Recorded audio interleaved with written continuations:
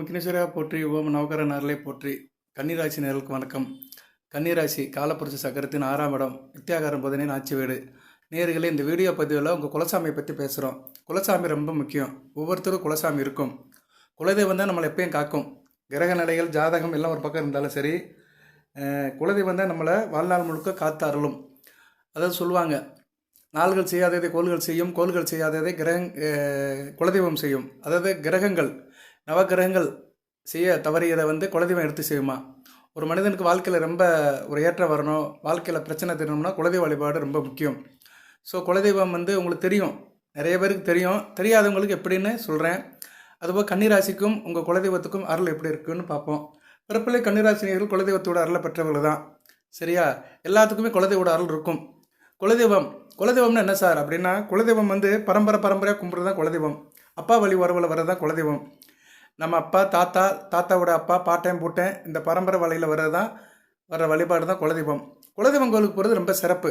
ஏன்னா ஒரு காலத்தில் அவங்கெல்லாம் போய் எங்கள் கோயிலில் கும்பிட்டுருப்பாங்க, நல்ல நிலைமையில் இருந்திருப்பாங்க. நம்ம முப்பாட்டனா பார்த்துருக்க முடியாது, நம்ம தாத்தாவோட அப்பாவை பார்த்துருக்க முடியாது. ஆனால் அவர் போன இடத்துக்கு நம்ம போனோம்னா அங்கே ஒரு பாசிட்டிவ் வைப்ரேஷன் கிடைக்கும். அதனால் மனதுக்கு ஒரு சாந்தி கிடைக்கும், குடும்ப பிரச்சனைகள்லாம் தீரும். இப்படி நிறைய இருக்குது குலதெய்வ வழிபாடு சிறப்புகள். சரி சார், குலதெய்வம் குலதெய்வத்துக்கும் ஜோதிடத்துக்கும் என்ன சம்பந்தம், குலதெய்வத்துக்கும் கன்னிராசிக்கு என்ன சம்பந்தம் அப்படின்னு பார்த்தோம்னா, கன்னிராசிக்கு நீங்கள் ஒரு லக்கணத்தில் பிறந்திருப்பீங்க. லக்கணத்துக்கு 5ஆம் இடம் தான் குலதெய்வம். நீங்கள் கன்னிராசியில் மீன லக்கணத்தில் பிறந்திருக்கிறீங்க. மீன லக்கணத்துக்கு 5ஆம் இடம் கடகத்தில் இருக்கிற கிரகத்தை வச்சு உங்கள் குலதெய்வத்தை சொல்லிடலாம். இப்படி ஒவ்வொரு லக்கணத்துக்குமே 5ஆம் இடத்தை வச்சு குலதெய்வத்தை கண்டுபிடிச்சி சொல்லலாம். அதுபோக 9ஆம் இடம் இஷ்ட தெய்வம். இப்போ உங்களுக்கு நீங்கள் கன்னிராசி, மீன லக்கணம், 9ஆம் இடம் விருச்சிகம் முருகப்பெருமான் தான் இஷ்ட தெய்வம். இப்போ உங்களுக்கு 3 தெய்வம் இருக்குங்க ஒரு மனுஷனுக்கு. இப்போ கன்னிராசியில் பிறந்தவங்களுக்கு குலதெய்வம் ஒன்று இருக்கும், இஷ்ட தெய்வம். அதாவது நீங்கள் ஒரு தெய்வத்தை இஷ்டப்பட்டு கும்பிடுவீங்க, விரும்புகிற நேரம்லாம் அந்த கோயிலுக்கு போயிட்டு வருவீங்க. அது ஒரு மனசுக்கு ஒரு நிம்மதியாக கொடுக்கும். அதுபோக காவல் தெய்வம். ஒரு ஊரில் இருப்பீங்க, அந்த ஊருக்கு ஒரு சாமி இருக்கும், அந்த சாமிக்கு விளையாடுப்பாங்க, கொண்டாடுவாங்க. அந்த தெய்வத்துக்கு நீங்கள் கட்டுப்பட்டு இருப்பீங்க. ஸோ ஒரு மனிதனுக்கு 3 தெய்வம் இன்றியமையாமல் இருக்குது. குலதெய்வம், இஷ்ட தெய்வம், ஊர் தெய்வம். ஸோ இந்த 3 தெய்வத்தையும் நம்ம வாழ்நாள் முழுக்க வழிபட்டுட்டு தான் இருக்கிறோம். சரி நேரில், இப்போ குலதெய்வம், எனக்கு குலதெய்வம் தெரியல சார், எப்படி கண்டுபிடிக்க அப்படின்னா, அதுக்கு ஒரு வழி இருக்குது ஜாதகத்தில். உங்கள் ஜாதக ராசி கட்டத்தில் சிம்மம், மேசம், தனுசு இந்த இடங்கள் லக்கணத்துக்கு 5ஆம் இடம் வந்துச்சுன்னா உங்கள் சாமி மலைப்பாங்கான இடத்துல இருக்காருன்னு அர்த்தம். அதாவது சிம்மம், மேசம், தனுசு அங்குள்ள கிரகங்களை வச்சு அந்த கிரகத்தின் அடிப்படையில் தெய்வத்தை கண்டுபிடிச்சிடலாம். அப்பேற்பட்ட தெய்வம் குலதெய்வமாகி மலை சார்ந்த இடத்துல இருக்கும். ஒன்று அந்த மலை இருக்கிற இடத்துல இருக்கும், இல்லைன்னா மலையில் இருக்கும், இல்லைன்னா கோயிலை சுற்றி மலை இருக்கும். வாட்டவர் மேபி கில்ஸ் ஏரியாவில் இருக்கும் அந்த சாமி, அந்த குலசாமி. அப்படி பார்த்தோம்னா சிம்மம், மேசம், தனுசு இந்த 3 இடத்துல இருக்கிற கிரகங்களை வச்சு அதை சொல்லிடலாம். அடுத்து ரிஷபம், கன்னி, மகரம். இது 5ஆம் இடம் வருது. நீங்கள் பிறந்த லக்கணத்துக்கு 5ஆம் இடம் வருது. இப்போ நீங்கள் கன்னியா லக்கணத்திலே பிறந்திருக்கிறீங்க, கன்னி ராசி. அப்போ 5ஆம் இடம் மகரம் வரும். ஸோ மகரம், ரிஷபம், கன்னி இது 3மே நிலராசி. அப்போ அந்த குலசாமி எப்படி இருக்கும்னா, நில சம்மந்தப்பட்ட இடத்துல இருக்கும். வயக்காடு, நிலம், புலம், வீடு, மனை, இப்படி இந்த அமைப்பில் அந்த குலசாமி இருக்கும். அடுத்து நீர், கடகம், விருச்சிகம், மீனம் இந்த ராசியில் அந்த கிரகம் இருக்குது. லக்கணத்துக்கு 5ஆம் பாவமாக அப்போ நீர் சார்ந்த இடத்துல இருக்கும் அந்த கிரகம், அந்த தெய்வம் குலசாமி. ஆறு, குளம், கம்மா, ஏரி, கடல் இது பக்கத்தில் அந்த குலசாமியுடைய கோயில் இருக்கும். அடுத்து மிதுனம், துலாம், கும்பம் இந்த இடங்கள் லக்கணத்துக்கு 5ஆம் இடம் வந்துச்சுன்னா காற்று அடிக்கும். அந்த இடத்துல காற்று சம்மந்தப்பட்ட இடமா இருக்கும். புழுதி காற்று அடிக்கும், ரொம்ப ஒரு இதாக இருக்கும். சரியா? இப்போ பார்த்தாலும் காற்று இருக்கும். இந்த விண்டுமில் பக்கத்தில் உள்ள ஏரியாக்கள்லாம் காற்று ரொம்ப இருக்கும். அது மாதிரி காற்று சம்மந்தப்பட்ட இடத்துல அந்த குலசாமி இருக்கும். இது ஓரளவு ஒத்து போகுது. நிறைய பேர் தெய்வங்களை பார்த்தோம்னா, குலசாமிகளை பார்த்தோம்னா இது நல்ல விதமாக ஒத்து போகுது. அதாவது ஜாதக லக்கண ரீதியாக 5ஆம் இடம் நீர் ராசி, நிலராசி, காற்று ராசி, நெருப்பு ராசி இந்த ராசியில் உள்ள கிரகங்களுடைய அந்த தெய்வங்கள் எடுத்தோம்னா கரெக்டாக ஒத்து போகுது. சரி சார், இது இப்படி குலதெய்வத்தை கண்டுபிடிச்சிடலாம். எனக்கு ஜாதகம் இல்லை சார், எனக்கு ஜாதகம் எழுதலை, பிறந்த தேதி தெரியாது, டைம் தெரியாது, நான் எப்படி சார் குலதெய்வம், எனக்கு என்ன குலதெய்வம் அப்படின்னா, அதுக்கு ஒரு வழி இருக்குது. நம்ம குலதெய்வத்தை கண்டுபிடிக்கலாம், வீட்டில் இருந்தே கண்டுபிடிக்கலாம். அதுக்கு ஒரு 3 வழி இருக்குது. என்ன வழி சார் அப்படின்னா, காமாட்சி விளக்கு வாங்கி தீபம் ஏற்றி கும்பிடணும். வெள்ளி அல்லது செவ்வாய் இரவு 8 to 9 வீட்டில் வச்சு கும்பிடணும். அதில் விளக்கெண்ணெய், வேப்பெண்ணெய், இழுப்பம்பூ எண்ணெய் இதில் ஏதோ ஒரு எண்ணெயை ஊற்றி தீபம் போட்டு மனமுருகி கும்பிடணும். தொடர்ந்து கும்பிடணும். ஒரு 7 வாரம் கும்பிட்டோம்னா கண்டிப்பாக ஒரு செய்தி கிடைக்கும். கனவுல ஒரு தெய்வம் தோணும், இல்லைன்னா யாரோ வீட்டில் பெரியவங்க மூலிமா ஒரு செய்தி கிடைக்கும், ஒரு நல்ல செய்தி உங்களுக்கு கிடைக்கும். குலதெய்வம் இதுதான்னு சொல்லும். அது வந்து கனவுல ஆண் வந்துச்சுன்னா ஆண் தெய்வம், பெண் வந்துச்சுன்னா பெண் தெய்வம், இப்படி வந்து வகைப்படுத்தி அதை பார்க்கலாம். இன்னொரு முறை இருக்குது. வீட்டு நிலவாசலை வந்து சாமி கும்பிடணும். வீட்டு நிலவாசல், அதில் வந்து தலைவாசல், நிலவாசல் சொல்ல முடியாது, தலைவாசல் நிலம் இருக்குல்ல, அதை சுத்தம் பண்ணி குங்குமம் மஞ்சள் வச்சு மாவேல தோரணம் கட்டி பிரம்மமுத்திரத்தில் வெள்ளிக்கிழமை காலையில் 4 to 6 ஒரு நாள் பூஜை பண்ணணும். மாதத்தில் கடைசி வெள்ளி நல்ல வெள்ளியாக பார்க்கப்படுகிறது. அன்றைக்கி வந்து வீட்டில் இருக்க எல்லாருமே சீக்கிரமாக வச்சு குளிச்சு முடிச்சு வீட்டுக்குள்ளே இருந்து தியானம் பண்ணணும். மனமுறி வேண்டிக்கிட்டோம்னா, குலதெய்வமே எங்கள் வீட்டுக்குள்ளே வா, நீ யாருன்னு எங்களுக்கு அடையாளம் கட்டு அப்படின்னு ஒரு முகமாக எல்லோரும் மனமுருகி வேண்டணும்னா அந்த குலதெய்வம் வந்து அது எங்கே இருக்குது, எப்படி இருக்குது, என்ன சாமின்னு உங்களுக்கு அடையாளப்படுத்தும். இதெல்லாம் ஒரு ஆசிரியர் மாதிரி தான். சரியா? ஒருத்தர் மூலிமா ஒரு தகவல் வரும், நம்பிக்கையோடு செய்யணும். ரைட்டு. அடுத்து நொச்சி இலை வளர்க்கலாம். வீட்டில் நொச்சி இலை செடியை வாங்கி வீட்டில் வளர்த்தோம்னா நல்ல விதமாக பார்க்கப்படுகிறது. நொச்சி இலை வளர வளர உங்களுக்கு வந்து குலதெய்வத்தோட அருள் கிடைக்கும், குலதெய்வம் யாருன்னு அடையாளப்படுத்தப்படும். இப்படி 2-3 வழியில் குலதெய்வத்தை கண்டுபிடிக்கலாம். இல்லைன்னா இன்னொன்று செய்யலாம், ஆற்றுல போய் களிமண் எடுத்துகிட்டு வரலாம். 6 கம்பாவில் போய் களிமண் எடுத்துகிட்டு வந்து அந்த களிமண்ணை பிடிச்சி அதுக்கு சந்தனம் குங்குமம் வச்சு வழிபடணும். விபூதியும் போடலாம். சரியா? குங்குமம் சந்தனம் விபூதி போட்டு வழிபடணும். தொடர்ந்து வழிபடணும். அதை வந்து நீங்கள் பூஜை அறையில் தனியாக ஒரு இடத்துல வச்சு வழிபடணும். குலதெய்வம் தெரியாதவங்க அது குலதெய்வமாக நினச்சி வழிபடணும். அப்படி வழிபட நாளாக என்ன ஆகும்னா கண்டிப்பாக குலதெய்வம் இது என்னன்னு உங்களுக்கு தெரிஞ்சிடும். ஒன்று உங்கள் கனவுல தெய்வம் தோன்றி சொல்லும், இல்லைன்னா அந்த இடங்கள் தெரியும், ஏதோ ரூமர் தெரியும், இல்லைன்னா யாரோ ஒருத்தர் மூலிமா தகவல் வரும். அந்த தகவல் வந்து ஊர்ஜிதமான தகவலாக இருக்கும். அந்த தகவலை வச்சு நீங்கள் குலதெய்வம் கும்பிடலாம். சார் நான் எல்லாம் செஞ்சு பார்த்தேன் சார், எனக்கு உனக்கு ஒன்றும் தெரியல, எனக்கு என் பேரை தவிர எனக்கு எதுவுமே தெரியல சார் அப்படின்னு சொல்கிறவங்க பெருமாளை கும்பிடலாம். எந்த ரெஃபரன்ஸும் இல்லாதவங்க, எதுவுமே தெரியாது சார், எனக்கு எங்கள் அம்மா அப்பா சொல்லலை, தாத்தன் பாட்டன் சொல்லலை, அண்ணன் தம்பி சொல்லலை, சொந்தக்காரன் சொல்லலை, எனக்கு தெரியாது, என் பேர் மட்டும்தான் எனக்கு தெரியும், என் பேர் ராமசாமி, எனக்கு குலதெய்வம் என்ன அப்படின்னு கேட்டிங்கன்னா எதுவுமே தெரியாதவங்களுக்கு வந்து பெருமாள் தான் குலதெய்வம். பெருமாளை கும்பிடலாம். ரைட்டு. இப்போ குலதெய்வத்தை பற்றி ஓரளவு சொல்லியாச்சு. குலதெய்வத்தை எப்படி சார் உருவாக்கியிருக்காங்க ஒரு காலத்தில் அப்படின்னா, நம்ம முன்னோர்கள் ஒரு எத்தனை தலைமுறைன்னு சொல்ல முடியாது, ஒரு தலைமுறைன்னு ஒன்று இருக்க போய் தான் ஒரு மனுஷன் இருக்கான். இப்போ நான் ஒருத்தருக்கு வந்து மகனாக பிறந்து இன்றைக்கி பேசிகிட்டு இருக்கேன்னா எங்கள் அப்பா ஒருத்தர் இருப்பார், அவரோட அப்பா இருப்பார், அவருக்கு அப்பா அப்பா அப்பா போயிட்டே இருக்கும். இது எங்கே ஆரம்பிச்சதுன்னு யாருக்குமே தெரியாது. இதுதான் ஆதிங்கிறாங்க. ஆதி அந்தம் அப்படின்னு சொல்கிறதுல இதுதான் ஆரிஜினை சொல்கிறது. ஸோ ஏதோ ஒரு காலத்தில் என்ன பண்ணியிருப்பாங்கன்னா, ஒரு கோயிலுக்கு போய் பிடிமண் எடுத்துகிட்டு வந்திருப்பாங்க. இப்போ இந்த ஊர்லலாம் காவல் தெய்வங்கள் இருக்கும். எல்லச்சாமி, கருப்பசாமி, முனீஸ்வரர், மதுரை வீரன், அக்னிபத்திரர், வீரபத்திர சாமி, ஐயனார், இப்படி நிறைய சாமிகள் இருக்குது. இவங்களெல்லாம் எப்படி பண்ணுவாங்கன்னா, பிடிமண் எடுத்துகிட்டு வருவாங்க. ஒரு கோயிலில் போய் வேண்டிக்கிட்டு அங்கே கோயில் பூசாரிகிட்ட சொல்லி உத்தரவு வாங்கிட்டு அந்த ஒரு சக்தியோட அந்த பிடிமண் எடுத்துகிட்டு வருவாங்க. ஒரு ஊர்லேருந்து ஒரு 100 ஊருக்கு எடுத்துகிட்டு வந்து அந்த ஊரில் அந்த பிடிமண்ணை வச்சு சாமி கும்பிட ஆரம்பிச்சிருவாங்க. சரியா? அம்மன் வழிபாடு இப்படி பண்ணலாம், மாரியம்மன் வழிபாடு இப்படி பிடிமண்ணை வச்சு பண்ணுவாங்க. நிறைய தெய்வங்கள் பிடிமண்ணால் தோன்றிக்கப்பட்ட தெய்வங்கள் தான் இன்றைக்கி இருக்குது. பிடிமண்ணில் அந்த சக்தியை கொண்டு வந்து அந்த ஊரில் வச்சு அதுக்கு பூஜை புனஸ்காரம் பண்ணி செவ்வாய் வெள்ளிக்கு பூஜை பண்ணி அதுக்கு உரியேற்றி அந்த அம்மனை வழிபடுவானுங்க. முதல் பீடமாக இருக்கும், அப்புறம் அதுக்கு வந்து திருவிழா எடுப்பாங்க, அப்புறம் கட்டடம் கட்டுவாங்க, கோபுரம் அப்படி இப்படியும் போய் இன்றைக்கி வந்து அது பெரிய இடமா இருக்கும். சரியா? இப்படி அமைந்த கோயில்கள் நிறைய இருக்குது. சக்தி வாய்ந்த கோயில் நிறையா இருக்குது. இதெல்லாம் இந்த பிடிமண்ணால் ஆரம்பித்து பரம்பரையாக கும்பிட்டு வராங்க. அதுபோல் மற்ற ஸ்தலங்கள் இருக்குது. மன்னர் காலத்தில் கட்ட ஸ்தலங்கள், தஞ்சை பிரகதீஸ்வரர் கோயில், முக்கியமான ஸ்தலங்கள்லாம் நிறையா இருக்குது. அறுபடை வீடுகள், முக்கியமான சிவஸ்தலம், 4000 திவ்ய பிரதேசங்கள், 108 திவ்ய பிரதேசங்கள், பெருமாள் கோயில், சிவன் கோயில், முருகன் கோயில், இப்படி சில கோயிலெலாம் வந்து அந்த காலத்தில் ஆகம விதிப்படி இறை வழிபாட்டில் மன்னர்கள் இருந்து அவங்க வந்து கோயிலை கட்டியிருக்கிறாங்க. அதுக்கு வந்து நாயன்மார்கள், ஆழ்வார்கள்லாம் போய் பதிகங்கள், பாசுரங்கள் படித்து அந்த கோயிலுக்கு வந்து ஒரு சக்தியை கொடுத்து அந்த தெய்வத்தை நீ வழங்கிட்டு வரோம். இப்போ இன்றைக்கி வந்து தஞ்சை பிரகதீஸ்வரர் கோயில்னால் 1000 வருஷம் ஆயிடுச்சு. அதுக்கெல்லாம் பிடிமண்ணெலாம் கிடையாது. அந்த ராஜராஜ சோழனே அதை கட்டினார். சரியா? கரூரார் என்ற சித்தர் மூலிமா கட்டினார். அதெல்லாம் வேறு கதை. சரியா? அதெல்லாம் இறைவனோட அனுக்கிரம் வாங்கி அந்த கோயிலை செதுக்கியிருக்காங்க. காலம் கடந்து நிற்குது. 1000 வருஷம் தாண்டி கோயில் இருக்குது. பிரசித்தி பெற்றது பிரகதீஸ்வரர் கோயில். சரியா? எதுக்கு சொல்ல வரேன்னா, சில கோயில்கள் வந்து இப்படி ஆரம்பிச்சிருக்கும், சில கோயில்கள் இப்படி ஆரம்பிச்சிருக்கும். சில கோயில்கள் வந்து மக்கள் மூலியமாகவே கொண்டு வந்திருப்பாங்க. மக்களே வந்து பிடிமண்ணை எடுத்து ஊர் மக்களை சேர்ந்து கோயிலை உருவாக்கியிருப்பாங்க. இன்னும் சில கோயிலும் இருக்குது. அந்த ஊரில் நல்ல மனிதனாக இருந்திருப்பாங்க. ஒரு 200 வருஷத்துக்கு முன்னாடி ஒருத்தர் இருந்திருப்பார். அந்த ஊரில் வந்து தலையாரியாக இருந்திருப்பார். மக்களுக்கு நல்லது செஞ்சுருப்பார், நல்லது கெட்டதெல்லாம் கலந்துக்குருவார். அவர் நல்ல மனுஷனாக வாங்கி இறந்து போயிருப்பார். அவர் நாகமாக ஒரு கோயில் எடுத்திருப்பாங்க. சரியா? அவர் பேரில் ஒரு கோயில் ஆரம்பித்து அப்படியே வந்திருக்கோம்.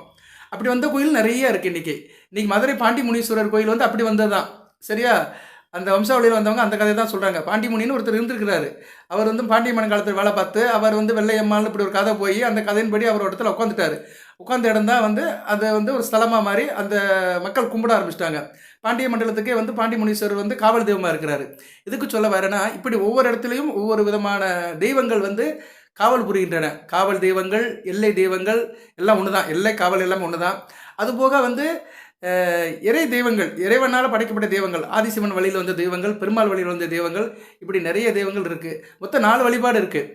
சைவ வழிபாடு, வைஷ்ணவ வழிபாடு, கௌமார வழிபாடு, சாத்திக வழிபாடு. அது வந்து சக்தி வழிபாடு சொல்லலாம். விநாயகர் கூட வழிபாடு இருக்குது. ஆனால் விநாயகர் வந்து பொதுவாக வந்துடுவார், எல்லா இடத்துலையும் பொதுவாக இருப்பார். அதனால் 4 வழிபாடு இருக்குது. சக்தி வழிபாடு, கௌமார வழிபாடு, கௌமாரமான முருகப்பெருமாள் வழிபாடு, சைவ வழிபாடுனா சிவன் வழிபாடு, வைஷ்ணவ வழிபாடுனா பெருமாள் வழிபாடு. ஸோ இந்த 4 வழிபாடு, 4 வழிபாட்டிலுமே குலதெய்வங்கள் இருக்குது. சரியா நேர்களே? எண்ணிலடங்கா தெய்வங்கள் இருக்குது. எல்லா ஏகப்பட்ட பேரில் குலதெய்வங்கள் இருக்குது. சரி, இப்போ குலதெய்வத்தை பற்றி ஓரளவு சொல்லியாச்சு. இன்னும் நிறையா இருக்குது, பேசிகிட்டே போகலாம். பட் நம்ம ஷார்ட்டாகவே முடிப்போம். இப்போ வந்து சார் வேறு வழியில் எப்படி சார் குலதெய்வத்தை கண்டுபிடிக்கலாம் அப்படி சொன்னோம்னா பேர்களை வச்சு கண்டுபிடிக்கலாம். இப்போ குடும்பத்தில் வந்து ஒரு குடும்பத்தில் வந்து காளியப்பன் பேர் இருக்கும். தாத்தா பேர் காளியப்பன், அம்மா பேர் காளியம்மா, காளீஸ்வரி, பெரிய காளி, சின்ன காளி, இப்படி பேர் வச்சுருப்பாங்க. அந்த காளின்னு பேர் ரொம்ப வந்திருக்கும். அந்த குடும்பத்துக்குள்ளேயே நிறைய இருந்திருக்கும். அதுபோக அந்த குடும்பத்தில் நிறைய பேர் திருவாதிரை நட்சத்திரத்தில் பிறந்திருப்பாங்க. திருவாதிரை, சதயம் அல்லது வந்து சுவாதி நட்சத்திரத்தில் பிறந்திருப்பாங்க. ராகு நட்சத்திரத்தில் பிறந்திருப்பாங்க. அப்படி வச்சு பார்க்கும்போது அந்த குடும்பத்துக்கு வந்து காளியோட அனுக்கிரம் இருக்குது. ஸோ காளியை குலதெய்வமாக எடுத்துக்கலாம். இப்படி நட்சத்திரத்தை வச்சு கண்டுபிடிக்கலாம். சரியானர்கள்? இப்படி பல வழிகள் இருக்குது.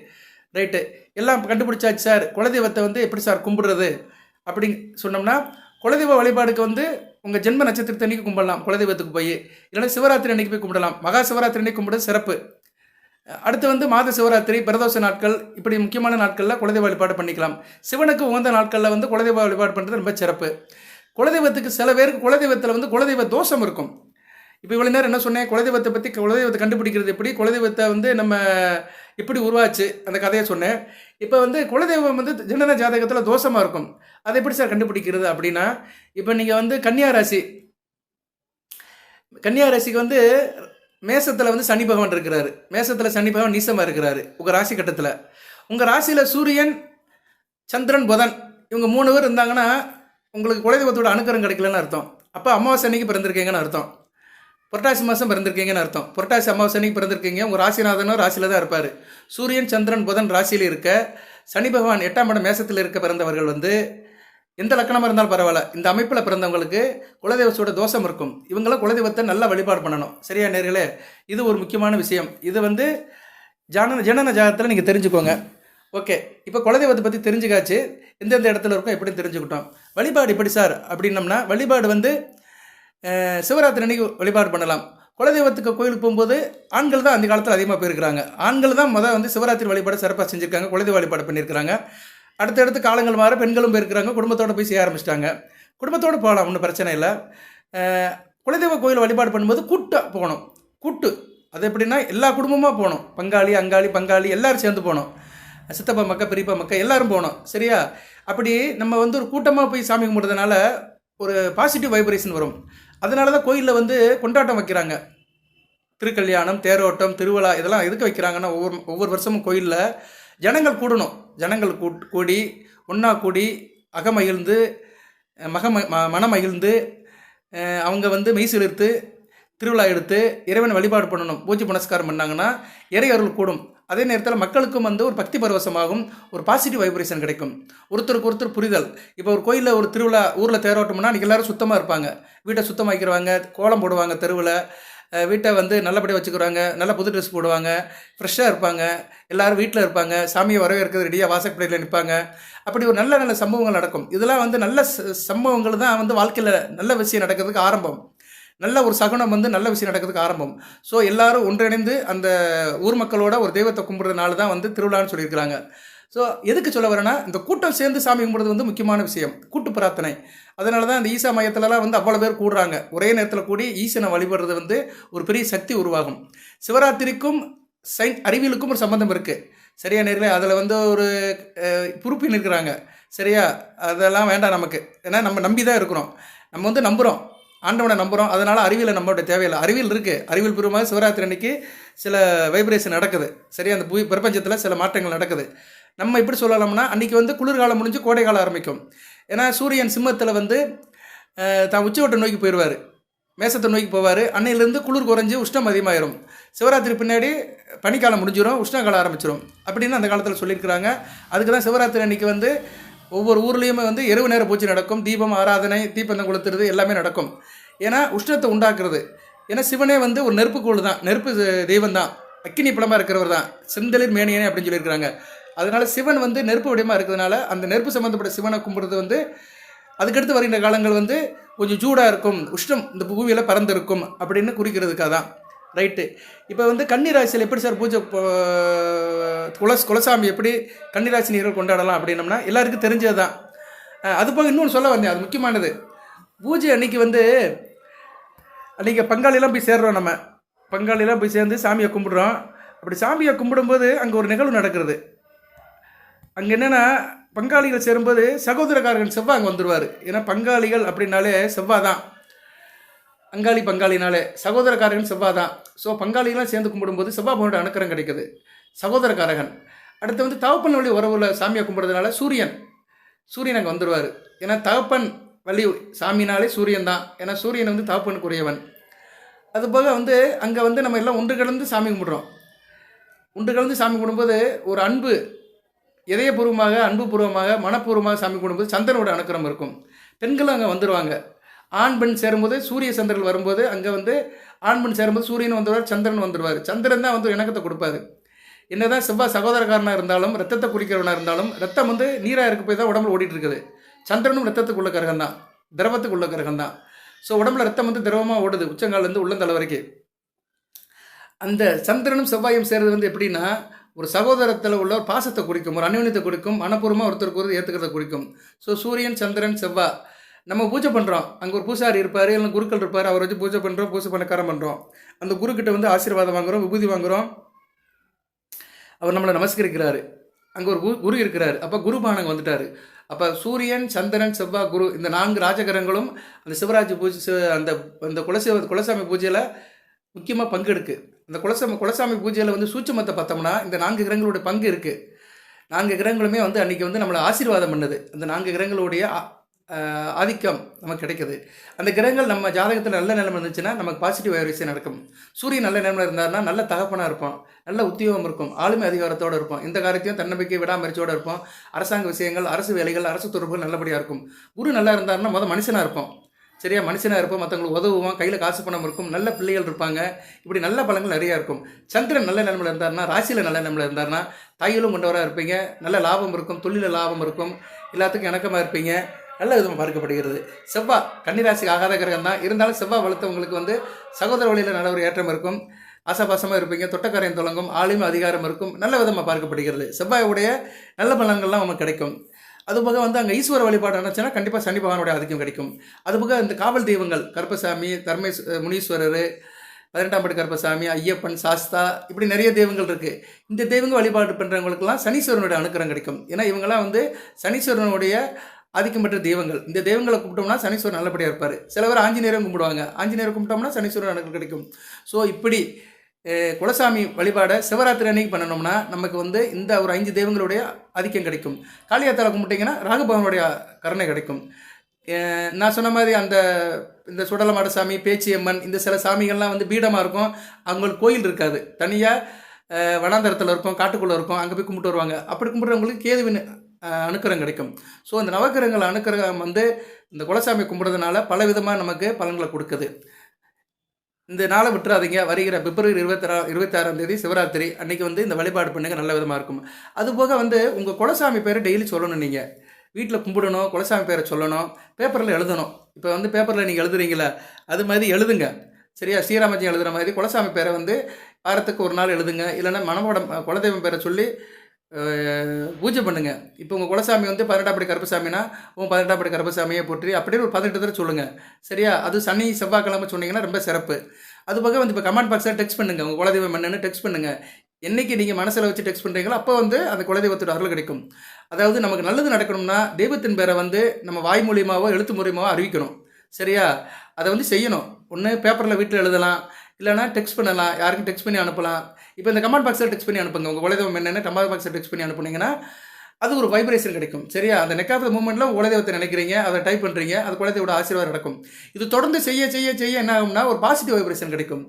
அதாவது தெய்வம் வந்து மந்திரத்துக்கு அடிமைங்க. தெய்வம் வந்து மந்திரத்துக்கு அடிமை. அந்த மந்திரத்த வந்து நம்ம எழுத்து மூலமாவும் செய்யலாம். வாய் மூலமாவும், சொல் மூலியமாவும் செய்யலாம். வாயாலும் சொல்லலாம், கையால எழுதியும் சொல்லலாம். ஸோ 2 வழி இருக்கு. ஒண்ணு எழுதி சொல்லலாம். இல்லன்னா பேசி சொல்லலாம். ஆனா இறைவனோட மந்திரத்த சொல்லணும். அது எந்த சாமியா இருந்தாலும் பரவால்ல. அத சொன்னீங்கன்னா கண்டிப்பா உங்க குடும்பம் நல்லா இருக்கும். நீங்க நல்லா இருப்பீங்க. கன்னி ராசியில பிறந்த உத்தரம், அஸ்தம், சித்திரை இந்த 3 நட்சத்திரத்தில பிறந்தவங்களுக்கு நல்ல விதமா பார்க்கப்படுகிறது. குலசாமிய கும்பிடுங்க. வாழ்க்கையில சந்தோஷத்த அடைவீங்க. குதூகலம் அடைங்க. கோடிக்கணக்கான பலன்கள அடைங்க. நல்ல விதமா பார்க்கப்படுகிறது. நல்ல விதமாவே நடக்கும். நல்லதே நடக்கும். அடுத்தடுத்து வீடியோ போடுறேன். அடுத்து குரு பயிற்சிக்கு ஒரு வீடியோ போடுறேன். நிறைய தகவல் இருக்குது. எதாக இருந்தாலும் கமெண்ட் பாக்ஸில் கேளுங்க. ஜனனஜா செக் பண்ணுறவங்க வாட்ஸ்அப்பில் கொடுத்த நம்பருக்கு அணுகுங்க. டெக்ஸ்ட் மெசேஜோ வாய்ஸ் மெசேஜோ கொடுங்க. கமெண்ட் பாக்ஸில் கேள்வி கேளுங்க, நான் பார்க்குறேன். அதுபோக அடுத்து வருகின்ற காலத்தில் நான் உங்களுக்கு வந்து வாரம் ஒரு வீடியோ வந்து அப்பியர் ஆவேன். நான் வீடியோவில் அப்பியர் ஆகி ராசி பலன்கள் சொல்லி உங்கள் கேள்வி பதில் பலன் சொல்லுவேன். அது வந்து லைவ் கிடையாது, ரெக்கார்ட் பண்ணி தான் அனுப்புவேன். இப்போ எப்படி யூடியூப்பில் அப்லோட் பண்ணுறோனோ அதே மாதிரி உங்கள் கேள்வி பதிலை வந்து நானே லைவில் வந்து அந்த லைவ் வீடியோவை உங்களுக்கு நான் கொடுப்பேன். அதெல்லாம் ப்ரொபோசல் பண்ணிகிட்ருக்கிறேன். அதுக்கு வேண்டிய ஏற்பாடெல்லாம் பண்ணுறேன். கண்டிப்பாக செய்வேன். சரியா நேரத்தில் உங்களுக்கு கண்டிப்பாக ரெஸ்பான்ஸ் பண்ணுவேன். கன்னிராசினியர்களுக்கு என்னால் என்ன முடியுமோ அந்த உதவிகள்லாம் பண்ணுவேன். உங்கள் சந்தேகங்கள் கேள்விகள் எதாக இருந்தாலும் கேளுங்க.